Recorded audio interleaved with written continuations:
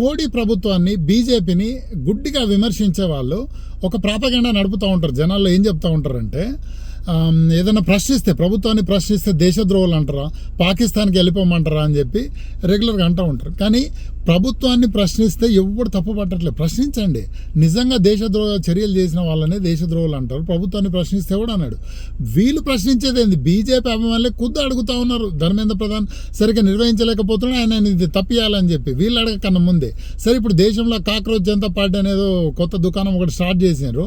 ముందు ధర్మేంద్ర ప్రధాన్ రిజైన్ చేయాలని మొదలుపెట్టి తర్వాత ఏదో ఎల్జీబీటీ మన్ను మాట్లాడడం అని వాళ్ళు వేరే డైరెక్షన్లో వెళ్ళిపోతూ ఉన్నారు. ఇక రాహుల్ గాంధీ దగ్గరికి వద్దాం.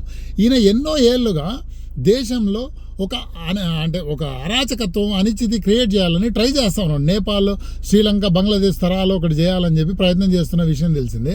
ఆయన అలాంటి అటెంప్ట్ నిన్న కూడా ఒకటి చేశాడు. ఏం చేశాడంటే, ఒక క్యాండిడేటు వాళ్ళ కొడుకు అబుదాబిలో సెంటర్ పడింది, నీట్ ఎగ్జామ్ సెంటర్ అని చెప్పి మీడియాని పిలిచి రచ్చ చేశాడు. వితిన్ 1 అవర్లో రాహుల్ గాంధీ ట్వీట్ చేశాడు. అందులో నిజాలు ఏంటో తెలుసుకోలేదు. ఫస్ట్ థింగ్, ఎన్టీఏ వాళ్ళు డేటాతో సహా రిలీజ్ చేశారు. ఫస్ట్ థింగ్ ఏంటంటే, ఈ క్యాండిడేట్ ఆయన స్వయంగా లాగిన్ అయ్యి ఆ సెంటర్ని సెలెక్ట్ చేసుకున్నాడు. 2 సార్లు రివ్యూ కూడా చేసిండు. అంటే ఫామ్ సబ్మిట్ చేసే ముందర రివ్యూ చేసుకునే ఆప్షన్ ఉంటుంది. 2 సార్లు రివ్యూ కూడా చేసుకొని కావాలని అబుదాబి సెంటర్ సెలెక్ట్ చేసుకున్నాం.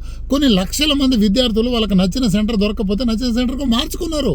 అవకాశం ఎన్టీఏ ఇచ్చింది. కానీ వీడు ఒక్కడు మాత్రం అబుదాబి సెలెక్ట్ చేసుకొని, నా కొడుకు అబుదాబిలో ఇచ్చారు, మేము ఎట్ట పోవాలి, మాకు వీసా లేదు, పాస్పోర్ట్ లేదు లాంటి లొల్లి పెట్టాడు. 1 అవర్లో రాహుల్ గాంధీ దానికి ట్వీట్ చేసి రచ్చ చేయాలని చూస్తున్నారు. ఎన్టీఏ క్లారిఫికేషన్ వచ్చింది. ఇంకో విషయము, ఈ సెంటర్ గురించి క్యాండిడేట్ స్వయంగా సెలెక్ట్ చేసుకున్నా సరే, ఎన్టీఏ 19th రోజు ఈవినింగే క్యాండిడేట్కు నాగ్పూర్లో సెంటర్ అలాట్ చేసేసింది ఆల్రెడీ.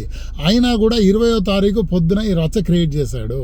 ఎందుకంటే వాళ్ళకి ఎగ్జామ్ కావాల్సింది, ఒక ఇష్యూ క్రియేట్ చేయాలా, దేశంలో అనిశ్చితి క్రియేట్. ఇవాళ పిల్లలు ఎగ్జామ్ రాస్తూ ఉన్నారు, నిన్న అలాంటి గందరగోళం క్రియేట్.